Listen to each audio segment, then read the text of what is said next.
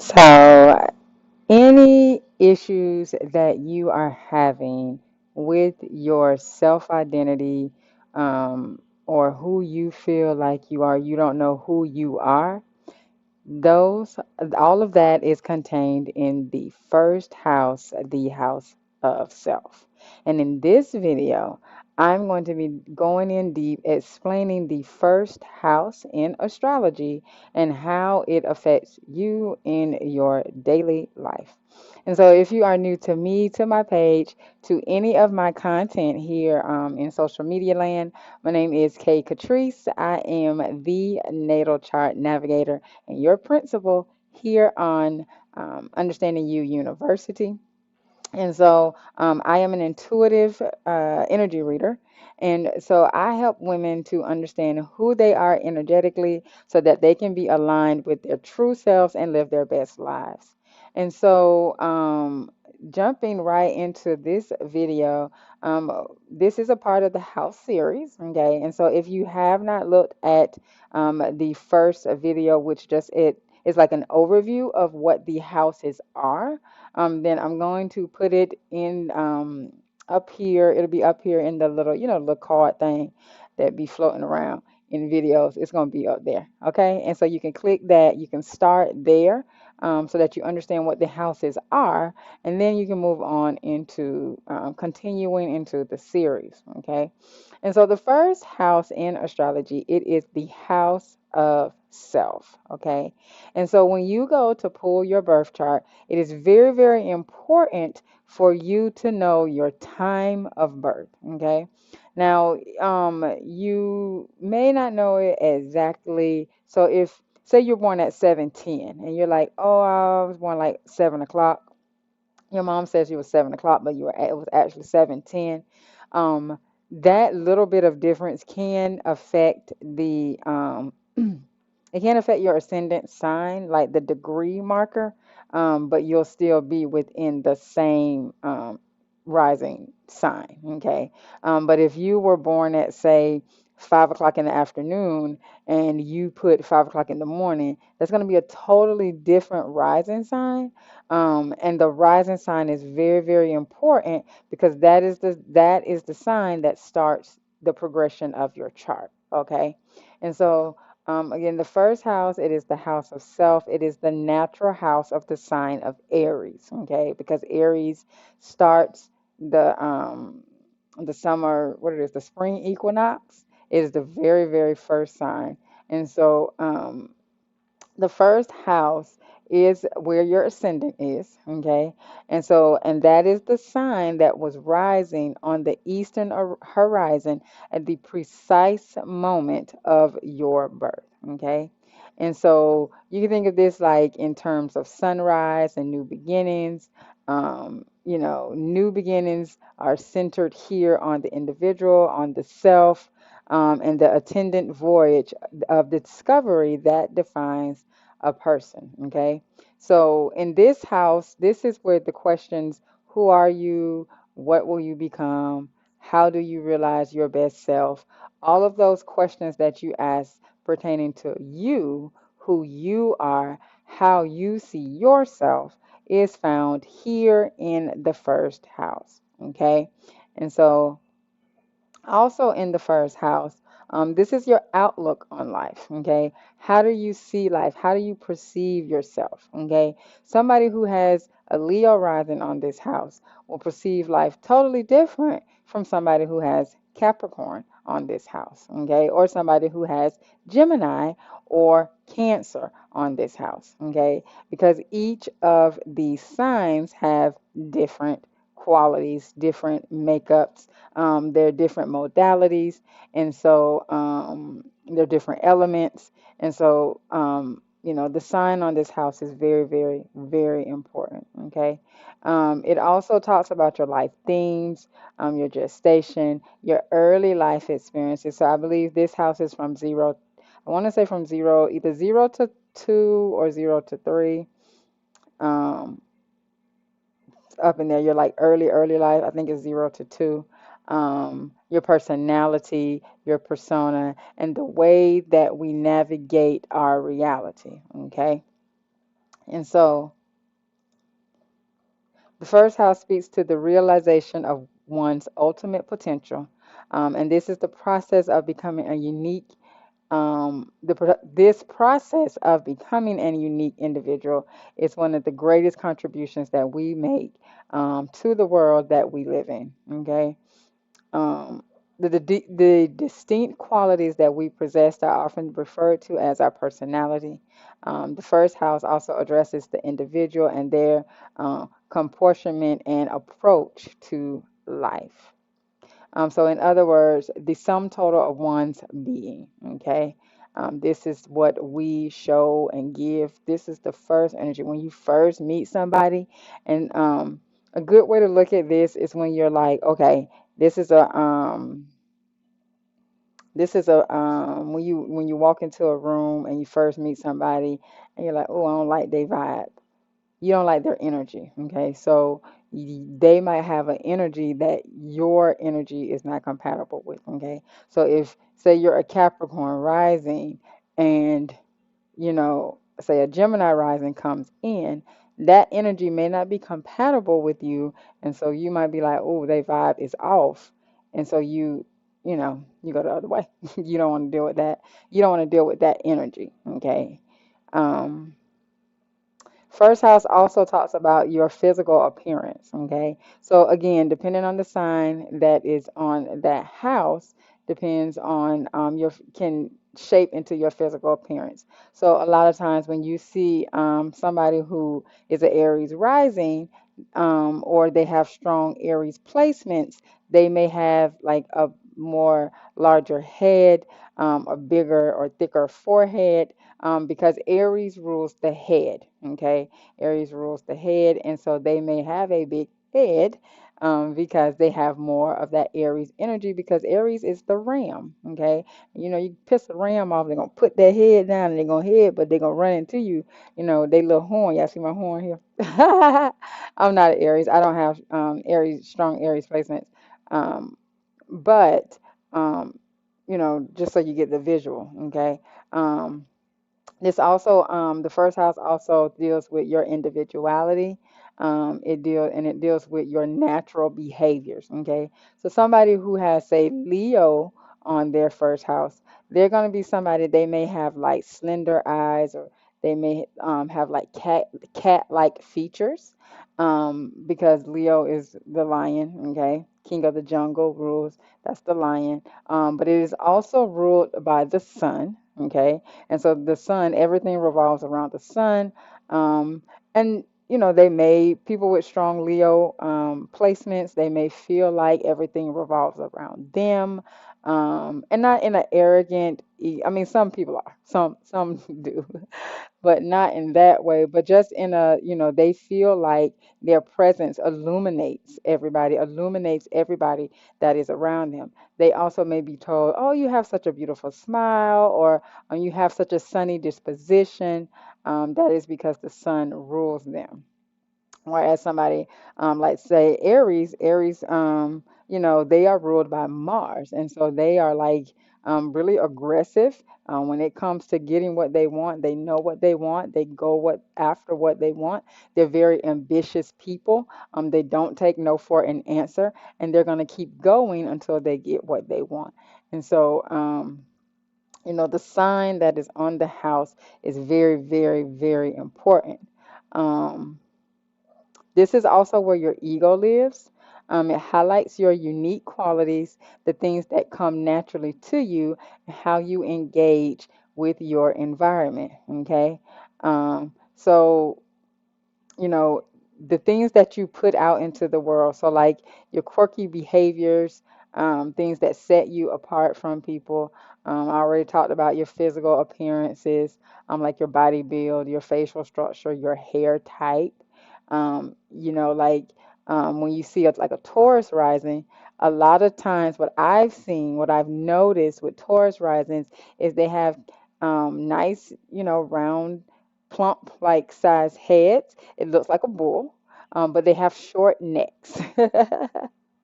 They have short necks and they can sing. Them jokers, no, they can sing.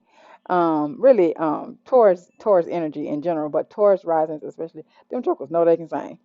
Um, but and then the way you embody all of these internal and external traits creates your reality. Okay, well, not reality, your identity. I'm sorry, creates your identity. Okay. But how you see yourself does kind of go into how you create your reality. So, but in this instance, it creates your identity. Okay. First house asks, who are you and who you are becoming? The journey of self realization starts with this house. Okay.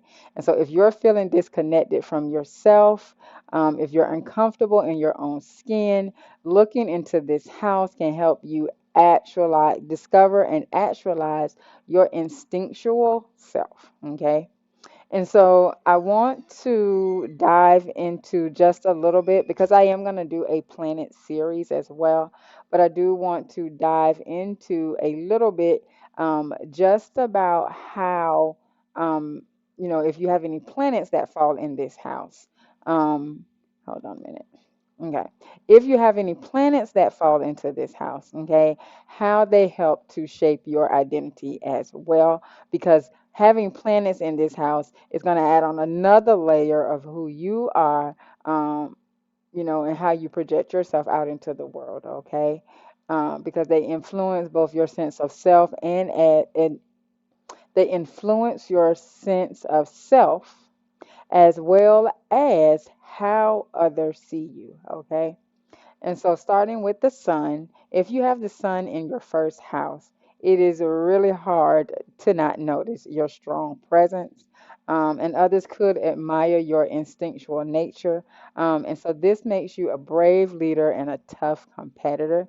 It also gives you a sunny disposition. People just really like being around you. Um, Now, if you have the moon here, the moon is our emotional temperament. And so, if you have your moon here, more than likely you wear your emotions on your sleeve and need the freedom to express them. Okay. You may even be reactive or defensive with others due to your sensitivity. Okay. Now, if you have Mercury in the first house, listening may not be your strong point, and you're probably an independent and curious thinker with no filter around saying exactly what's on your mind, especially if you have your Mercury in Aries in the first house. You probably just say whatever the hell and don't care. Another one would be Sagittarius on the first house with Mercury. Because Sagittarius is already a blunt energy as is. Yeah. And so then if you have Venus in your first house, people are attracted to your beauty and your charm, and you know it. And it works out well because relationships are a big part of your identity when you having Venus in the first house. Now, if you have Mars in the first house, Mars is the ruler of the first house. It's the ruler of Aries, okay? And so when you are in Aries rising, because Aries starts the chart, it starts the zodiac symbol, is the first zodiac sign, okay? So if you have Aries here, Aries is your chart ruler, and then you have Mars in Aries, and so that makes you somebody who's spontaneous and energetic. You more than likely have no problem asserting yourself in life. And if anything, you may step on somebody's toes while doing so. Okay. Now, if you have Jupiter in the first house, your confidence and positive demeanor are palpable. However, you may have a strong attachment to your beliefs, making it difficult for you to entertain other points of views. Now, just depending upon aspects and things of that nature. But we're just talking about simply if you just having the planets here. There will be a later series on aspects where I'll go into explaining aspects. Okay. Now, Saturn, if you have Saturn in the first house, Saturn is the planet of like restriction and discipline. And so if you have Saturn in the first house, due to the high standards that you will set for yourself, you are responsible and extremely disciplined. It may do you well not to take everything so seriously, though. Okay, so you have to learn to like lighten up. Now, if you have Uranus here, Uranus is the planet of shock and rebellion. And so you are somebody who's possibly a bit ahead of your time.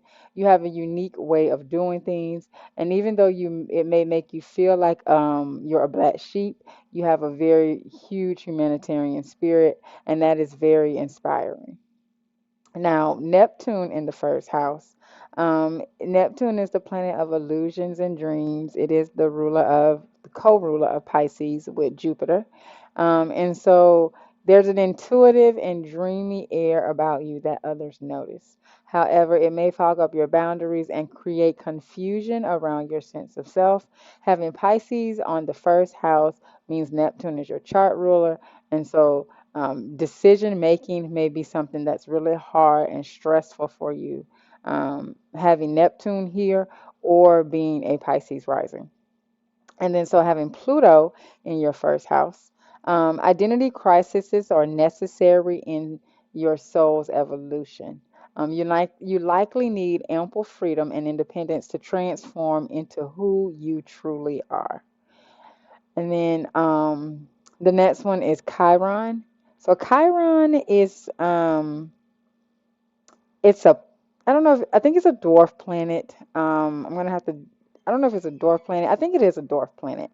Um, I'm gonna have to get more because at one point I thought it was asteroid, but I think it really is a dwarf planet. But I'll find out. I'll find out. I'll let y'all know. Now, when you look at it in the chart, it looks like a key. Okay. And so it is. I am under the belief that when you identify and heal your Chiron wound, that is the key that unlocks your entire chart. Okay. And so with Chiron in the first house, as a child, you may not have felt noticed or safe to be yourself. Okay. And so these early wounds to your personality could lead you down the path of self discovery. Okay. And then the North Node is your purpose here in this lifetime. And so, with your North Node in the first house, it's no more hiding behind relationships. It's time to set sail on your own occasionally, even if that means that you have to rock the boat. Okay. The comfort of being yourself is worth disappointing others. Okay. You are here, you incarnated here in this lifetime because there is something that your soul came here to do. And so, if you have to go alone and do whatever it is that you need to do, then you just got to do that. If they're meant to be in your life, they will understand and they will be in your life. And if not, they won't and they will be replaced. As simple as that. And then the last thing would be the South Node, which is the opposite of the North Node. Okay, so if you have your South Node here, it means that putting yourself first has been a big part of discovering your individuality. But now you must recognize that making sacrifices for others doesn't mean that you have to sacrifice who you are. You still get to be who you are. It's just okay to make sacrifices for others. Okay. And so you'll see the North Node will be in the seventh house, which is the opposite house to the first house. Okay. And so when there is a transit to the first house, so transits would be when you hear me talk about me or anybody other astrologers, if you listen to other astrologers talking about Mercury retrograde. Okay, that is a transit because the planets, what you're looking at on your birth chart is just a snapshot of the sky when you were born, but the planets don't stay there, they move, which is why everybody's different. Okay, and so the transits occur when the planets are moving from one sign to another. And so, planets that are transiting the first house of your chart are often felt strongly because they impact who you are. Okay. And so, while transiting planets in other houses, they may activate a particular area of our life. Planets in the first house can affect all areas of life. Okay. And so the impact of a first house transit will depend upon which planet is involved and its unique characteristics. So, for example, Venus transiting your first house can add a sparkle to your appearance and charm to your personality, while Jupiter transiting this house offers increased luck and optimism. Pluto, on the other hand, can provoke a profound period of personal transformation and a huge shift in your self identity. Okay. And so the first house is all about your personality and, who you are yourself. Um, in the next video, we're going to be moving on to the second house, and that house focuses upon your values and your resources. Okay. And so I hope you found value in this video. If you did, please give it a like and also subscribe to the channel so that you can get updated and get notified anytime I go live or upload a new video to the channel. And also, you can share this out so that others may find value as well. Now, if you would like to work with me, like if you would like to get a reading done, I'm going to have all the information in the description box. You can book a reading with me. I do occupational readings, occupational energetic readings. So basically, I tell you what careers, occupations, or business industries are best for you based on the energies that you were born with. And I also do energetic compatibility readings. So, if you are looking to get, looking for a partner, or you're wanting to know, I keep dating all these men and they're just not, it's just not it, and I'm tired of going round and round. Then you can get an energetic compatibility reading so that you can know what energies are best, most compatible with your energies. Okay. And so all of that information for that will be in the description box below. Okay. And so I hope you guys have a great rest of your day, whatever day it is that you are watching this. And remember, possibilities are endless. If you can see it in your mind, then you can hold it in your hand. And that should make you smile because you really do create your own reality. Have an amazing one.